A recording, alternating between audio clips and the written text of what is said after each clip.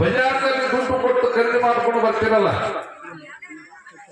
ಕಿಮ್ಮತ್ತನ ಬಟ್ಟೆ ತರ್ತೀರಿ, ಬಂಗಾರ ತರ್ತೀರಿ, ಮತ್ತೆ ಏನೇನೇನು ಮೇಕಪ್ ಸಾಮಾನು ಇವೆಲ್ಲ ತರ್ತಿರಲ್ಲ. ದುಡ್ಡು ಕೊಟ್ಟು ಖರೀದಿ ಮಾಡಿ ಎಲ್ಲ ಬಜಾರ್ನಲ್ಲಿ ತರ್ತಿರಲ್ಲ. ಅದಕ್ಕಿಂತ ಮೊದಲಿಗೆ ಏನಂದ್ರೆ ಭಗವಂತ ನಮಗೆ ಬಹಳ ಕಿಮ್ಮತ್ತಿನ ಆಭರಣ ಕೊಟ್ಟಾನ. ನಮ್ಮ ದೇಹ ಬಹಳ ಸುಂದರವಾಗಿ ಕಾಣಿಸಬೇಕಂತ ಹೇಳ್ಕೊಂಡು ಬಹಳ ಕಿಮ್ಮತ್ತಿನ ಆಭರಣ ಕೊಟ್ಟಾನ ನಮಗೆ. ಅದರ ಅರಿವು, ಅದರ ಪರಿಕಲ್ಪನೆ ನಮಗೆ ಯಾವುದೂ ಇರಲ್ಲ. ಬರೀ ಬಾಹ್ಯವಾಗಿರ್ತಕ್ಕಂಥ ಆಲೋಚನೆಗಳಲ್ಲ, ಬೆನ್ನು ಹಚ್ಚಿಬಿಟ್ಟಿರವಲ್ಲ. ಅದಕ್ಕೆ ಹೇಳ್ತಾರೆ, ಹಸ್ತಸ್ಯ ಭೂಷಣಂ ದಾನಂ ಶಾಸ್ತ್ರಂ ಶ್ರೋತ್ರಸ್ಯ ಭೂಷಣಂ ಸತ್ಯಂ ಕಂಠಸ್ಯ ಭೂಷಣಂ ಭೂಷಣೈಹಿ ಕಿಂ ಪ್ರಯೋಜನಂ. ನಮ್ಮ ದೇಹದ ಸುಂದರವಾಗಿ ಬಹಳ ಕಿಮ್ಮತ್ತಿನ ಅಮೂಲ್ಯವಾಗಿರ್ತಕ್ಕಂಥ ದೇಹ ನಮ್ಗೆ ಕಾಣಿಸಬೇಕು.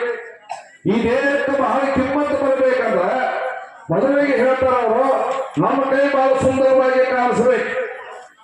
ಈ ಕೈಗೆ ಬಹಳ ಕಿಮ್ಮತ್ತು ಅಮೂಲ್ಯವಾಗಿರ್ತಕ್ಕಂಥ ಬೆಲೆ ಬರಬೇಕಂದ್ರೆ ನೀವೆಲ್ಲ ಏನ್ ಮಾಡ್ತೀರಿ?